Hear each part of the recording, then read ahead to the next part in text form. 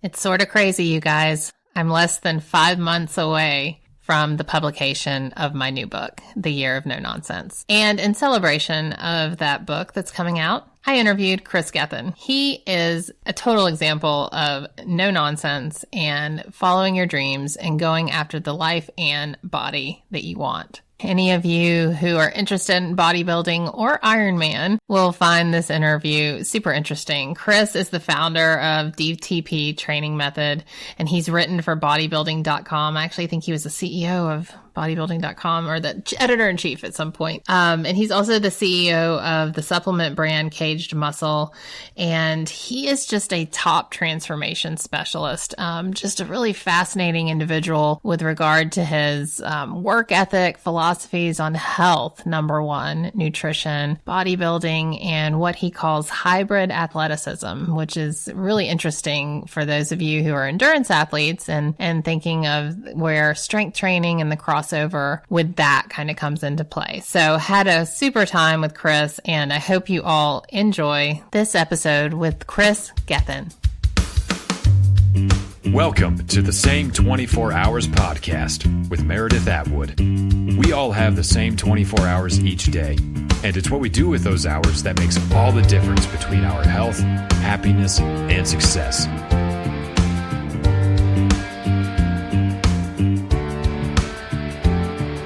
Hi, everybody. Welcome to another episode of the Same 24 Hours podcast. I'm your host, Meredith Atwood. Today's guest is Kris Gethin. Hi, Kris. Hello, Meredith. Thank you very much for having me on. Absolutely. This is take two. We had Wi-Fi connectivity issues, a week ago?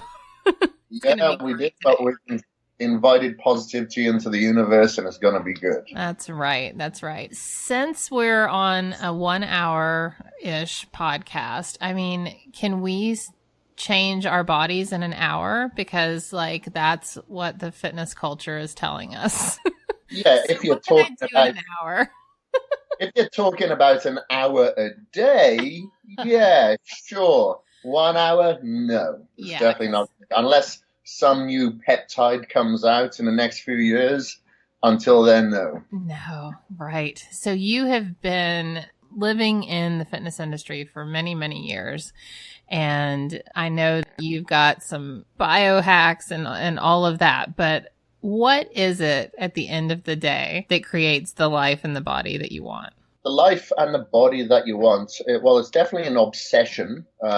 Just like some people are obsessed with the grind, where other people think that's unhealthy. Entrepreneurship is a big thing these days, and a lot of people challenge others to work harder and work longer. But some people are obsessed with it and they enjoy that drive. Other people don't, and they'll burn a candle at both ends. But I think you have to have some sort of enjoyment of that obsessiveness that you get out of it, because I'm kind of obsessed with living a very long, healthy life, because I see people around me as they get a little bit older, and they're maybe regretting the things that they did in their younger years, because the decisions that you make when you're younger will catch up with you when you're older. But a lot of us don't think like that. So I think being obsessed to the consistency is the key. Doing stuff on days that you don't want to do it, and everyone's playing outside when the sun is shining, being at social gatherings and turning away that cheesecake and the alcohol is going to be the key. You've got to have balance and enjoy life, but I'm always trying to challenge people not to overconsume and overindulge in everything that we're marketing to these days, because it is becoming a harder environment to navigate. So where do you fall on the moderation spectrum? Because I am the type of person, literally, I went to Whole Foods with my daughter last night. I'm on a very specific meal plan. I have goals. And she got these little mochi ice creams. They're like tiny little ice creams wrapped in marshmallow garbage. And I let her have it. And she was like, "Do you want a bite?" And I said, "No." And then I said, "Yes, I want a bite." And I had a tiny bite. And the second I put it in my mouth, I swear my brain lit up, and I opened the car door and I spit it out, because I thought, I'm going to have to drive back in there and eat 100 of those things. There are just certain foods I believe I personally cannot moderate. I cannot handle it. I can't have it in my life. Yeah, well, with that ice cream and, the marshmallow, a lot of the foods are engineered to create that bliss point that you experience in your brain. Luckily, you had the bliss point of regret, so you spat it out. But a lot of people have that bliss point where they just want more and more, because you don't find, for instance, like sugar and fats in nature that are combined together.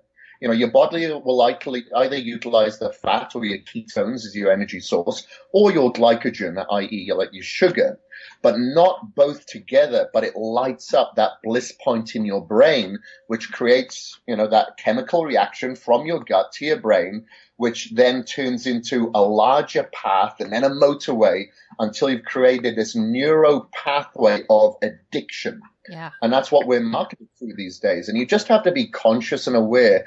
And I think it's fascinating. And the more people that would educate themselves on how the system is created to market towards us, to consume those sodas that have an ungodly amount of calories that don't even fill us up, is very humbling. You know, it's just to understand what is happening to us, you know, and you have to kind of go outside your four walls to understand, you know, that you are being preyed upon. So the more you acknowledge that, and, you know, I don't want to sound like, you know, I'm overly paranoid here, and I don't want anyone to think that either. But it's good to be educated on these things, to know what you should be putting in your mouth that can heal you, or what you shouldn't be putting in your mouth that can harm you. Yeah. So where did you get your start in your obsession with health and fitness and excellence? Well, it was from originally when I was in Wales. You know, I was racing motocross for quite a number of years, and I dealt with a lot of injuries, namely a back problem that led to the end of my career. And then I started drinking alcohol, partying, doing drugs, eating a lot of bad foods, putting on weight, making my asthma even worse than what it was, and which led to, you know, some depression there. But I was trying to get my adrenaline fix from somewhere else, I guess, and I couldn't get it from motocross anymore. And then I started seeing various specialists because of my back issue that was getting worse because of the weight gain. And it wasn't until I was actually told to start rehabbing through resistance training that I felt alleviated from the pain. I started getting an endorphin rush from actually working out. I started to feel better because subconsciously I started to eat better to help with my resistance training, which just, you know, it just come full circle. I felt like a different person. So I decided I wanted to study this a little bit more, see how it was affecting me. And when I started reading all this content, I found that I was able to retain it, which I didn't in school. I hated school. I didn't retain anything. I didn't want to be a scientist. I didn't want to learn about religious education. I wasn't going to be a priest anytime soon. So when I started learning about health, fitness, how it was increasing my confidence, I decided to go to college. And I studied it for several years, which gave me international qualifications, which took me away from Wales in the late 90s. And I just haven't turned back. I do go back to Wales, though, so I do turn back every night. Just don't turn back to that previous lifestyle. Yeah. Yeah. And so did you get how did you go from, you know, learning about fitness and getting educated in it and then to bodybuilding? Was it just a natural progression? So, yeah, well, because I like competing. I've competed in something almost every year since I was about 6 years old. And I decided to give myself the accountability when I started resistance training. I thought, okay, I need accountability. I need to compete. I'll do a bodybuilding show. So 1.5 years after picking up a weight, I competed in my first bodybuilding show. I had no idea there was such a thing as tested and untested shows. Explain what that means. Explain what that means. Okay, so in a couple of federations, i.e. like the NPC or IFBB, those are untested bodybuilders. You know, I don't frown upon them. You know, a lot of them are my best friends, but it just wasn't for me. You know, those people could be competing anywhere between 230 pounds to 300 pounds, where myself, I'd be competing at about 186 pounds at my heaviest. You know, so it was a different sport basically. Right. And for the layperson, like the layperson who doesn't know, untested for performance For enhancing steroids. drugs and steroids. Yes. Performance Correct. enhancing drugs, yes, steroids. Yeah. So they did try testing in a couple of the shows. A few people failed. A lot of people looked bad, and they just stopped doing it again. Yeah. But they do is mark down if anybody has any obvious enhancement of particular body parts or anything like that. So then you have the tested shows that I always used to compete in following that first one, where you do have polygraph tests, you have urine tests, you have various forms of tests that can be dependent on the federation that you compete in. Is very, very strict. But at least then okay, I'm on a bicycle and I'm not racing against motorcycles here. It's all the same thing. So, if you're on a motorcycle, I'm fine with that. Just compete with people that are on motorcycles. So I showed up at that first show. I was definitely the smallest, but I got very, very lean, got second, and then decided to continue competing. But I was competing in different countries then, because with my qualifications, I went and worked as a massage therapist and a personal trainer on cruise liners out of Fort Lauderdale. And then after that, I moved to Australia for a while as personal training there until I was able to afford myself a gym. Whilst I was at that gym, I started learning about writing and journalism. So I started writing for bodybuilding and fitness magazines, which then took me to Venice, California, which I took that up as a full-time job for Weeder Publications. But during this time, I still kept competing. I represented Australia in the Natural World Championships. I got second as my highest placing in that event. And then a year later, in 2009, I competed in the Idaho State Championships. I won that and then hung up the trunks, so to speak, because I never really enjoyed bodybuilding. I liked the accountability. I didn't like being tanned up. I definitely didn't like being on stage in front of a lot of people in my posing pants. But I love to train, so I just continue using the platforms that we have available to us now of social networking, podcasts like this, to spread the word and put out content that I wish somebody was able to put out for me when I was growing up, as opposed to just looking at a before and after picture of a magazine with a supplement and saying, okay, I'll take that if I want to look like that. Right. It's, for years growing up, it was hard to find anything about bodybuilding. Just to understand what the meals were, like what were people eating. And I think it's wonderful that you've put that out there. And I subscribe to your newsletter, which is super helpful. I've subscribed to a bunch of newsletters that I unsubscribed to within 4 days, and yours I'm still reading. So that is a big testament, because I get really tired of them quick. The available platforms that we have to us today, obviously when I was a kid, I didn't even have a cell phone until I moved out of the country, out of Wales. So now what we have available to us is fantastic. It can either be a hindrance or a help, the social networking, but I try to use it as a help and just always think, I've been given this platform. I'm very humbled by it. So whatever I can do to spread the word and earn my residency on this earth, I'll do.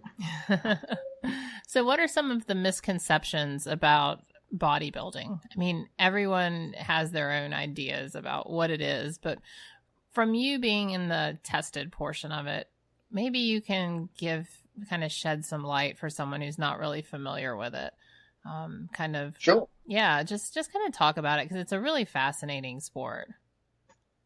Yeah, so then of course we have the sports side of things, where you do something completely different on the day of an event than what you practiced all year, basically. So within the gym, we're bench pressing, we're squatting, we're hitting bicep curls. But then on the day of a bodybuilding show where you've dieted down to show the definition and the separation and the density of your muscle tissue, you're not lifting anything. You're actually hitting a bicep pose. You're hitting a lat spread. You're squeezing your quads or your hamstrings, and you're put through various mandatory poses by yourself. And then you have the comparisons with other bodybuilders so they can see what your weak points are. I've actually been a judge within several bodybuilding shows, and you generally don't look at what that competitor has. You look at what they don't have. So it's essential that you don't have any weaknesses. You've got to make sure that you work not only your mirror muscles, the muscles that you see in the mirror, but your hamstrings, your glutes, your calves. And you need to know how to show your physique. So you obviously have a posing round as well, where for about a minute, you'll have music playing and you've got to pose, hopefully gracefully, to that music. And, so you may have been dieted down for 12 or 18 weeks for this show. However, you're only on stage for like 5 minutes, and that will determine, where you are placed and whether you come back better, or you, hang up the trunks. I always wonder how you can tell what you're looking at in that short period of time, because I have a lot of accounts I follow on Instagram, and they'll, post from shows, and they're like, look at this. And I'm like, I don't see anything. They all look great. Like, what are you, like, as a judge, what are you looking at? What do you zero in on first? Yeah. Well, number one, it's got to be balanced. So you want to make sure that your delts, for instance, aren't overly, isn't an overly strong body part compared to, say, your pecs, because that's not going to be balanced. So you want to make sure that you have a good balance between your delts, your biceps, your triceps, your pecs. If you have weaknesses, and these are just a couple of obvious strengths, you're not going to have the balance. So that's going to be one round that the judges are looking upon. Then not only do you have to have balance, so, a beach body could have balance, you have to have muscularity, much like a bodybuilder. So big upper pecs, big lower pecs, inner and outer pecs must be defined and separated as well.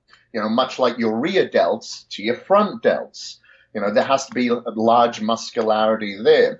And then you, again, like I said, you have to know how to pose the physique, because a lot of people will hit what's called like a side chest, but they concave their chest and are not able to actually display what they've got, which is, from a judge's perspective, that's such a steal and such a loss when you see someone walk on stage and go, wow, this person's got it. But then they start posing against other people who know how to pose, even though they may have the better physique. They get marked down and may come second or third or whatever it may be.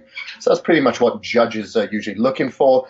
Obviously, you're under bright lights on the stage. So when you see these bodybuilders with a weird dark bronze tan, the reason being is because under the bright lights, you're going to look very washed out and very pale if you don't have this fake tan on. And that tan will help show the definition and the separation of the muscle groups that you're posing on stage. So you'd be judging the tan that they've got, that makes sure it's not too dark, it's not too light, it's not blotchy, it's not running, etc., etc. And that's about it from a competitive standpoint. But the way that I look at bodybuilding now is I look at, it's building your confidence, it's building your energy, it's building your bone density, it's building your confidence. That's how I look at bodybuilding. Those are all the attributes that I've got out of it. And being disciplined as well, because if you're disciplined at waking up early in the morning to hit your cardio, to make sure that you have your meals on time and it's meal frequency and it's only clean meals and there's no cheats in there, it creates a lot of discipline into other aspects of your life, not to the extent that it's militant, but you're more disciplined with your financials. You're disciplined within your relationships, where for some people life could be a white knuckle ride, whether it means drink or alcohol or laziness, procrastination. It really does have a positive effect on a lot of these areas. And when I work with clients, of course, I love seeing the transformations from them physically, but I love seeing the lifestyle changes that happen with that and how it can influence other friends and colleagues and family members.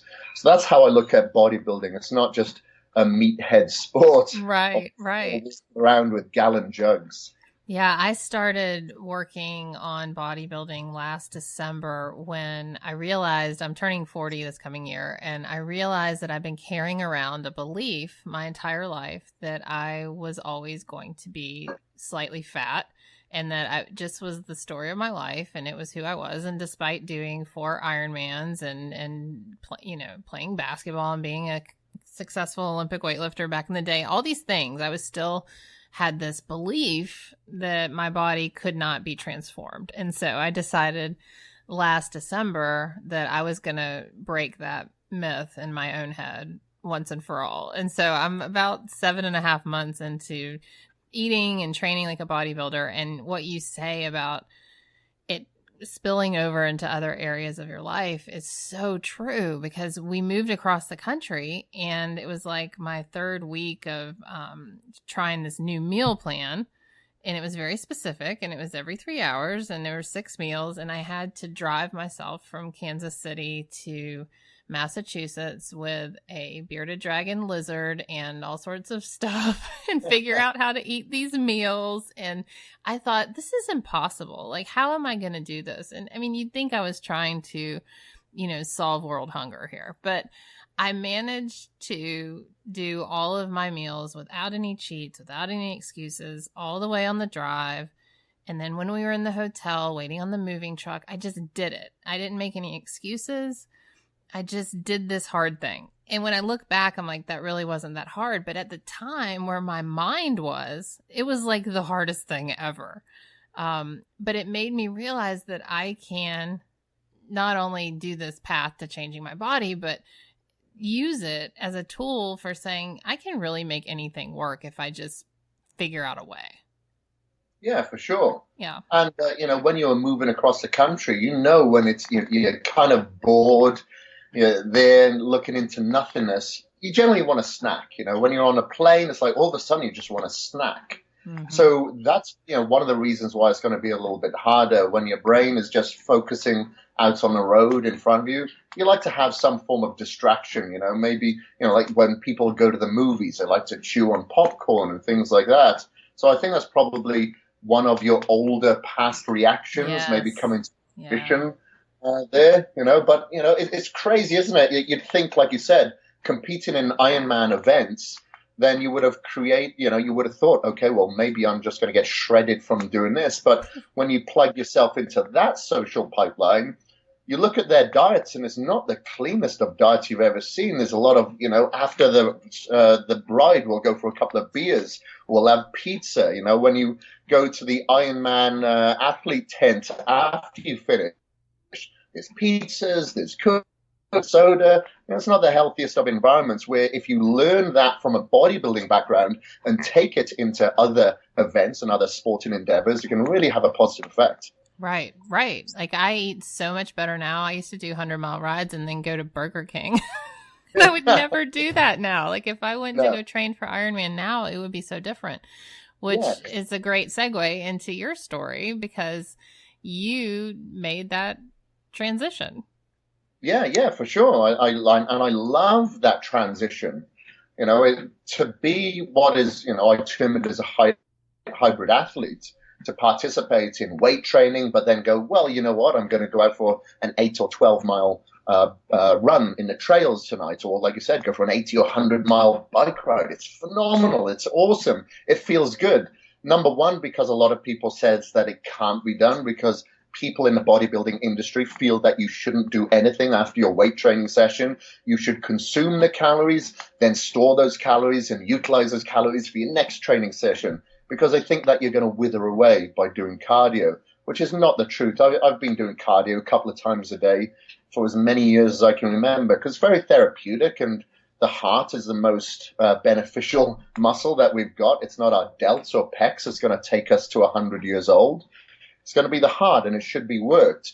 And, the reason why I went and did an Ironman was to prove to people within my industry, look, I'm going to do something completely extreme to show you that cardio isn't bad. Mm-hmm. So a couple of years ago, I decided to do that Ironman with 6 months of training. So I participated in an Olympic distance triathlon after 3 months of training, a half Ironman after 4 months of training, then a full Ironman after 6 months of training, and did tests within the lab to show what my muscle density was. I did obviously the FTP, lactate threshold, DEXA scan, etc. Then did it again 6 months later, and I actually put on muscle. However, the caveat was I didn't train or eat or supplement like a triathlete or an endurance athlete.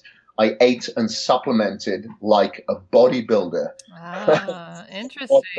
steroids, actually, So you because I was did the chicken and rice and then rode your bike. yeah, exactly. But like when I was out riding the bike, I made sure that in a couple of my bottles that I had protein powder and I had carbohydrates in there. And my fiance is amazing at making these energy balls with, like Dave Scott loved to have dates when he was competing. So we'd have dates blended with oats and nuts and some protein powder, and they'd be bound together, and I'd just consume them while I was riding as well. But on my training sessions, I'd have a backpack of food. And of course, being at a heavier body weight, you'd put through a lot of watts and you'd burn through a lot of calories. So I had to have those calories on hand to ensure that I didn't wither away because I was weight training. But I was very conscious that I didn't do high volume weight training, which I'd usually do. I brought my volume right down. And I do a lot of high intensity interval training during the week. So a lot of like hill sprints, shorter sessions usually during the week, but then I'd go long and steady on the weekend because obviously you need time in the saddle. You need time, getting used to being on your feet for quite a number of miles. So I'd use those quote unquote recovery days to be comfortable getting uncomfortable. So how far mileage wise did you go up, like in your run and your bike? I know it just varies. Obviously people in the endurance community, it varies anyway, but did you go lower than maybe perhaps just a straight endurance athlete might have done? I would do lower much more often. However, I did go up on the weekends. I did a couple of century rides. If I did a century ride, that would be very flat. But there's a loop around here that there's people around here in Boise would know it. It's called the Dump Loop, and there's one that goes out to Emmett and Horseshoe Bend, and that'd be about 80 miles. But it was very, very hilly, and knowing that the Ironman that I was getting ready for at that time was a very hilly course, I was doing that more often than not. And with my run, I was doing everything in the trails. I just find it's a lot easier on my joints. It's more forgiving. And if I do anything on a treadmill, I do it on a curved treadmill. But my longest run was 18 miles because I was preparing for an ultra marathon that was happening shortly after that as well. So I wanted to ensure that I was getting my mileage up there, and that had quite a bit of elevation in it as well. But it's enjoyable. You put your headphones on or an audio book. Sometimes I wouldn't have anything. And being in the beautiful mountains here in Boise was awesome. I'm not a team player. I've always liked to compete in individual sports. So to have, some time to myself and my thoughts was perfect. I'd call it like active meditation. So which Ironman did you do? The first two I did, the half Ironman and the full, was at Quarter Lane. Okay, that was my first. Oh, really? That's a beast. Yeah, it's great. I love it. And I actually went there last weekend to watch it. The first time I actually watched an Ironman because I happened to be up there for a friend's 70th birthday. That was on the same weekend. So it was great. Loved that. And then last year I competed in the Tempe half Ironman, and I thought because it's a lot flatter, it would be a lot quicker, but it wasn't because there's a lot of turns. There's so many corners, particularly on a bike. It's unbelievable. So you're always slowing down and then standing up to push on the pedals. So it was as if it was a hilly course, really, and you don't really get a rest. Right. You're off on the pedals there. So I actually preferred Quarter Lane.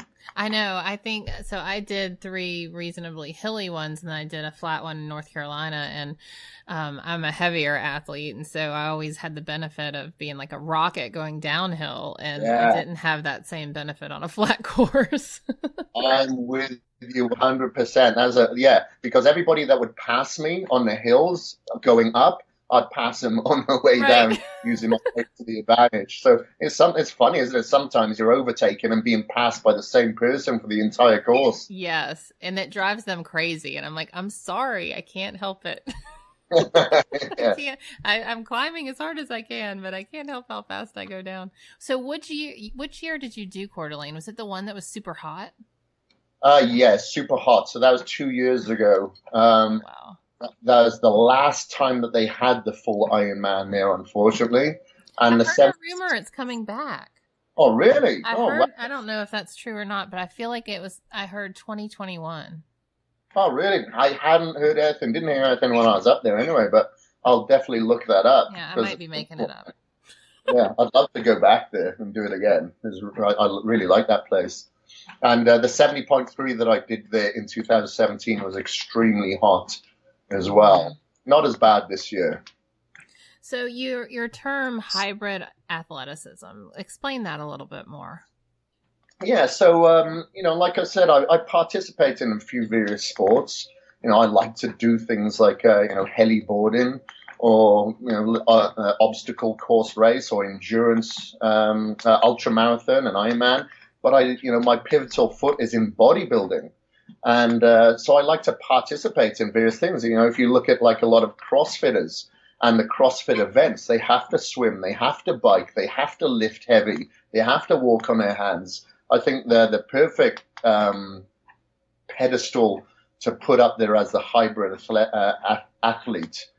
So participating in various things where you're using your heart and lungs, your anaerobic and your aerobic systems to compete in various events. Well, it doesn't have to even be competing, but I call that complete hybrid athleticism. It isn't singled into endurance or strength or bodybuilding. It's a combination, a hybrid of all. So what do you say to someone who perhaps is a new client of yours and they come to you and they want to change their life? They want to lose weight, get fitter, but they say they just have trouble with motivation. Motivation, I say don't rely on motivation. I actually did a video on this last week where I was actually in the gym and I was hitting legs and I just wasn't feeling it, mentally. And what I would tell myself whenever I got to like the third set, I remember I was on the third set of leg press, I was thinking, well, that's enough of that right now. So I recognized that weakness, that excuse, that doubt in my brain. And I said, well, you know what? Because you've thought that, I'm going to do an extra set or I'm going to make it a drop set. So that drop set meaning I had a lot of plates on the leg press. So every time I completed the amount of reps that I could do to absolute failure, my fiance took off one plate from each side. And then I completed however many reps I could possibly do to failure again.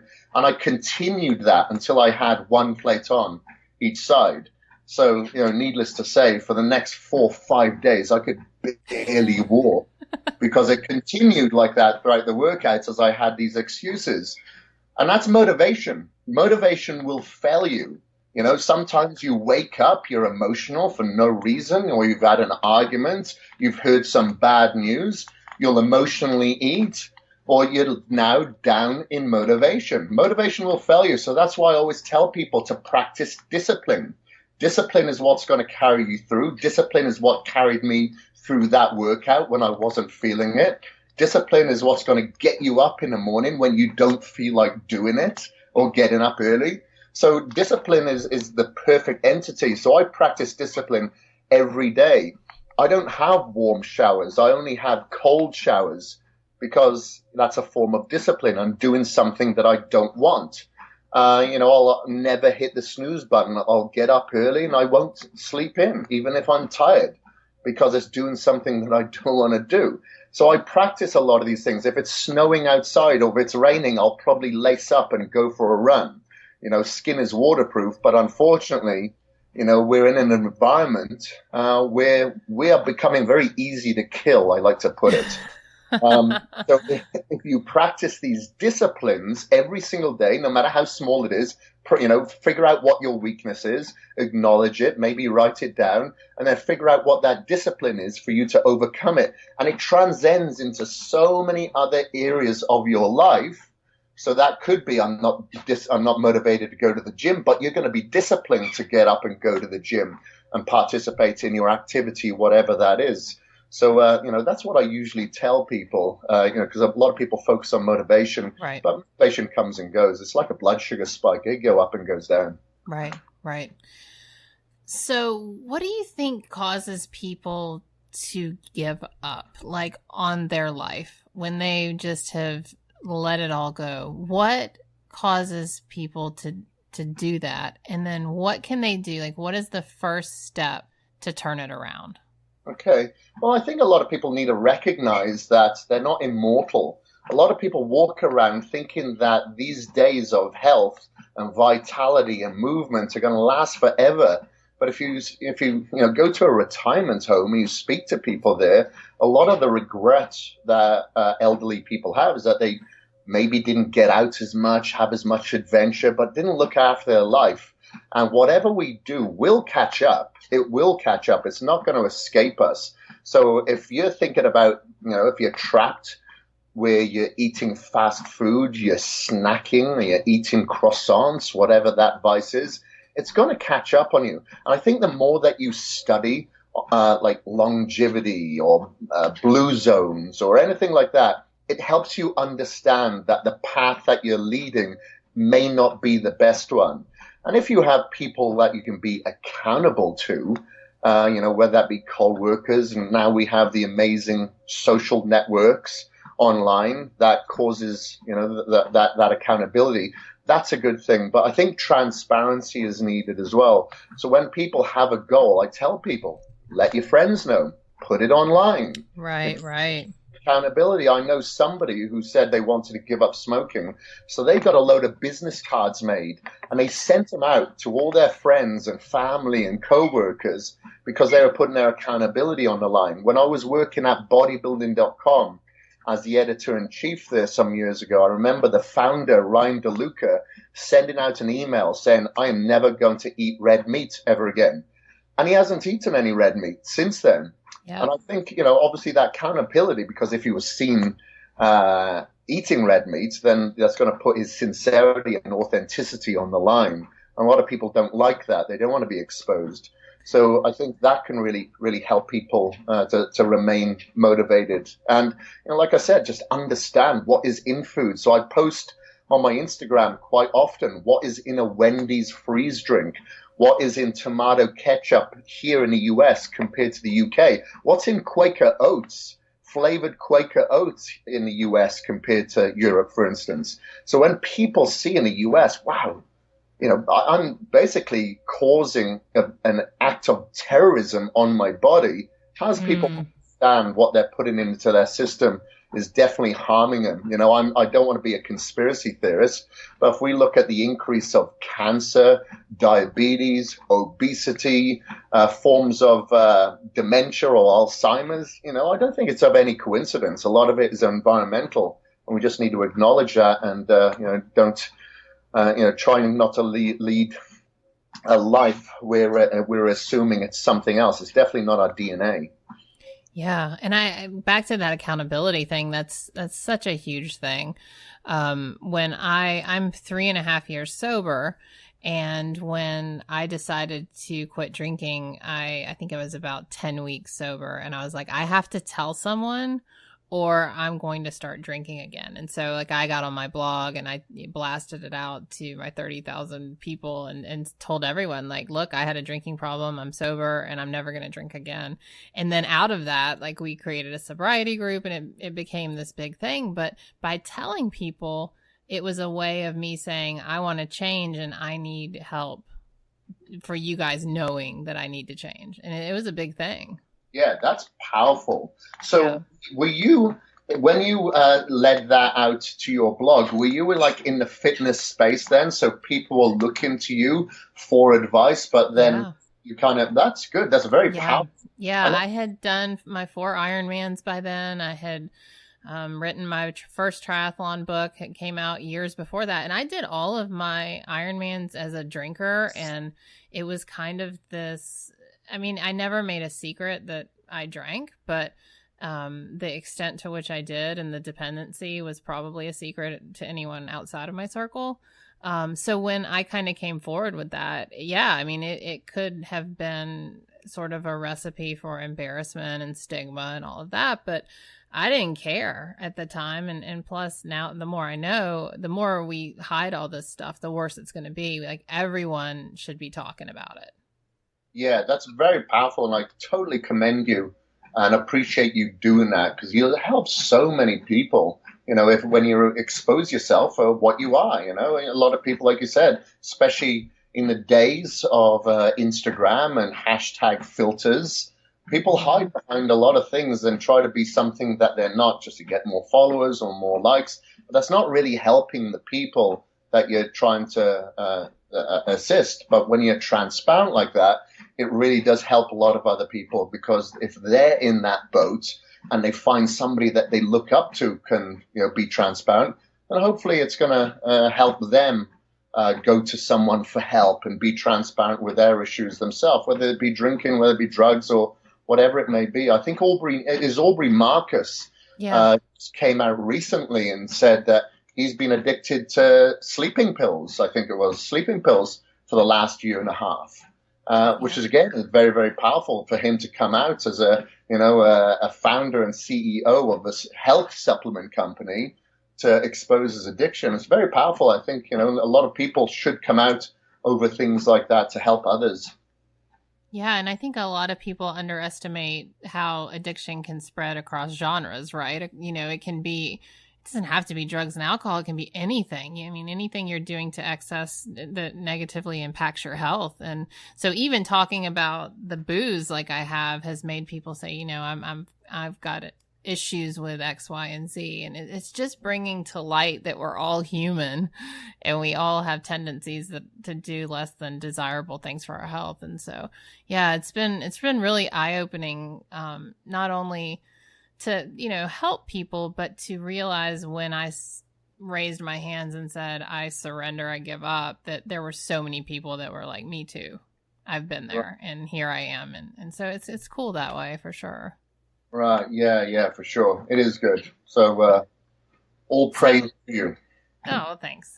So what are some fitness, I know you got a lot of these, but some things that kind of crawl under your skin and make you crazy in the fitness and nutrition space? Like, what are some myths that you keep hearing that just keep popping up and you want to just shut them down? Okay, I'd say the number one that comes up to the top of that list is like your if it fits your macros diet. Mm-hmm. So let's say your basal metabolic rate will allow you to have 2,000 calories in a day. You're not going to put on weight. You're not going to lose body fat. But there's a group of people that say, well, if it fits your macros, then you're still going to reach your goals. So you'll have a lot of fitness experts online showing maybe they're fasting all day. But now they're going to consume those 2,000 calories in one or two sittings, and it's in a form of pizza and burgers and cheesecake and in pretty good shape. But, what that people fail to understand, they may have abs, maybe, they've got some definition, but, what is that doing to their insides? What are all those artificial, ingredients, those preservatives, those high fructose corn syrup, etc., in high amounts doing to that person's system? But there's a lot of fitness influencers that have millions of followers that are influencing a lot of people to do the same thing. And of course, you can do fasting. I do intermittent fasting myself. But when I break my fast, I have my raw vegetables and I have my cooked vegetables to make sure that I get all my micronutrients. Then I'll have my form of protein. And then maybe I'll have a healthy fat, or I'll have complex carbohydrates. I'm not filling myself up with loads of artificial cheeses and lots of high-fat red meats and vegetable oils, and I could go on. But I think that is the biggest thing, because a lot of people fall into that bandwagon because, of course, if you see someone like me suggesting have your chicken and rice or fish and quinoa, then you have someone else saying, well, have your burgers and pizzas and look like me. Of course, a lot of people are going to go for the justification of that easy way out, and it's definitely not the right way. So that's the one thing that really crawls under my skin. You see people eating all these gummies and sugars and all this sort of, these blue dyes and yellow fives and all that sort of stuff. It's not good, and it makes my skin crawl, because we're in not only the fitness industry, but we're in the health and fitness industry. But those foods don't support that. Right. And it's basically just condoning bad behavior. It's like you flock to someone who's going to tell you it's okay to eat and behave badly. Yeah, exactly. Yeah, I'm not really into that. And the other thing, this is the first time I've actually spoken about this, is I think it's called the body confidence craze that's out there. Oh, thank you. Yes, let's talk about this. Well, I won't go too deep, yeah, so I've been shown this more so by my fiance. I don't really scroll through a lot of other people's Instagrams, but and where she's shown me some, high-level celebs, I don't even remember their names, where they're showing how it's okay to be overweight. And I'm not just talking a little bit overweight, I'm talking obese. And I just think of all the people and the clients that I've helped that are obese and struggling with that obesity. And I'm really trying to help them, as I'm sure there's thousands and thousands of other personal trainers working with people and other people without trainers that are struggling. And they really want to find that way out, because they live in shame or, depression and anxiety and guilt. And we want to bring them out of that. But then they see a celebrity that they look up to who's, clearly obese, but maybe in a swimsuit, and saying, well, look, it's great. It's awesome. Empower your body and be proud of it. I'm not all about that, to be honest with you. And I'm not talking about this from a physicality standpoint or a vanity standpoint. I'm talking about the health, not only the physical health, but the mental health of that individual. So as soon as that person sees that celebrity showing this body confidence, and they turn that around and use that as a justification to get off their diet or their exercise program and now go back to the way they were, and maybe they feel good for a short amount of time, but what happens when that celebrity goes? Or what happens when they don't look up to that person? Or what happens when they have a health implication and now they're living in regret and there's nothing that they can do to reverse those issues? And that's what I have a problem. I think, okay, there can be a balance with it, but I think it's going a little bit overboard from what I've seen. Maybe I haven't seen the whole picture, but I'm just thought I would share that with you as another thing that... No, this is such a touchy subject because, obviously it's personal for everyone, but yeah, there's this pressure, and people are assuming that the desire to be fitter or smaller or more muscular, thinner, whatever, is coming from a society pressure. And you can't discount the fact that it is, to a degree. There's ideal ways of looking, and media and culture wants you to be thin and fit and all that. But from someone who sits on the other side of the microphone, who has struggled with weight and obesity at points in my life, and who's really desperately clawing to get a handle on it in health, I can say that I don't buy into any of the idea that people that are substantially overweight are happy being so, because I've lived it, and it's not been outside culture telling me. It's the fact that when I sit on an airplane seat, I'm miserable, or the fact I can't run up hills in shorts. And it's this whole body feeling that I want better. And so I agree with you. I think where it gets complicated is when we're telling people you're not okay because they're obese. You know what I mean? And maybe they do want to change, or maybe they don't, and that's their business. But that's where it gets all complicated, because it's marginalizing, a group of humans, which we don't want to do. And so it's tricky. But I hate the idea of just the give up culture that kind of undertows all this, I guess. Yeah, that I couldn't agree more. Like you said, it is a give up culture to a certain degree. And we're generalizing, it's not for everybody. But from the people that I've worked with, I could see it, I just know that it's just a bad indication for them to kind of give up. And what happens, for instance, if that person that they're looking up to that is steered in this direction all of a sudden decides that because of a medical issue, possibly, that they have to lose weight. But this person who has been following them has maybe since put on another 30, 40, 50, 100 pounds. I think people shouldn't even look to others to compare themselves to. Like you said, society puts us in a direction where we should be in some type of shape. But, you have to just go on your own path. Like, I'm not going to look to other fitness influencers that have tiny, small, waspy waists, because I'll never have that. I'm never going to be tall, dark, and handsome. I'm 5'8", short, stocky, and Welsh. So I can be 5% That's better. the new tall, dark, and handsome. Oh, thank you.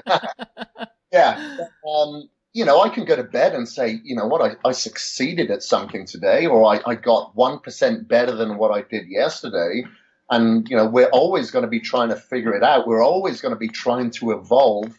So if you can do that, that's going to give you the purpose to continue on, as opposed to look to someone else to compare yourself to, or give you that justification to follow the if it fits your macros diet, or to go for the body confidence aspect, where it could lead down to a road that you wish that you didn't go down. Right, exactly. I mean, it's about being the best version of yourself, truly, because I'm never going to look like certain people. I had 2 babies. I got up to 280 pounds. This stomach is a mess. Like, I can get down to all the fat in the world, and it's just going to be a war zone because it has been stretched and deflated. And I'm not looking to look like the girls that are 25 and didn't have, 2 kids and gain 100 pounds. But the idea that we can't be better and want more, like, for example, I did all my Ironmans weighing over 200 pounds as a female. And that is super hard to do, by the way. Like, I wouldn't do that again to save my life. It was so hard to train and do Ironman at that weight. And a lot of people have given me a really hard time now that I'm trying to do like just bodybuilding training and to get this body fat off of me, to make myself smash through a core belief that I can't, and people have negatively reacted because I was this pillar in the triathlon community that says you can do triathlon at any size. And I believe that, but it doesn't make it easy. And it certainly doesn't make it as fun as it could be. Yeah. And I don't know why people would pull you down for that. Obviously, we change, we evolve. What we knew last year, it may be dated to what we knew this year. And we're not the same people as what we were 20 years ago. We always change. We want to be better. We want to explore more. That's like saying, well, you explored the US and now I'm going to look down upon you because now you're exploring Europe. People do, Kris. People don't like when you change. Yeah, exactly. And, funny, sometimes people say, wow, you changed. I'm like, thank you. I hope so. I don't want to be, I could get by on a desert island. I'm not on a desert island. I want to move forward. Right. And I think, it's interesting when you kind of change your direction and you change your platform. And I know you have over the years just changed your mind. And when you just take a stance, you're closer to your truth, but sometimes it just makes other people uncomfortable. But you can't keep up trying to make everyone happy. Yeah, exactly. Just focus on yourself. I always say, look after number one. And then when you do, you're going to be able to be a better person to be around. You're going to be able to give more of yourself. You're going to feel better. So a lot of people that we know that are so loving, that give so much of themselves, sometimes are left with very little for themselves. And, then it's them that needs the help.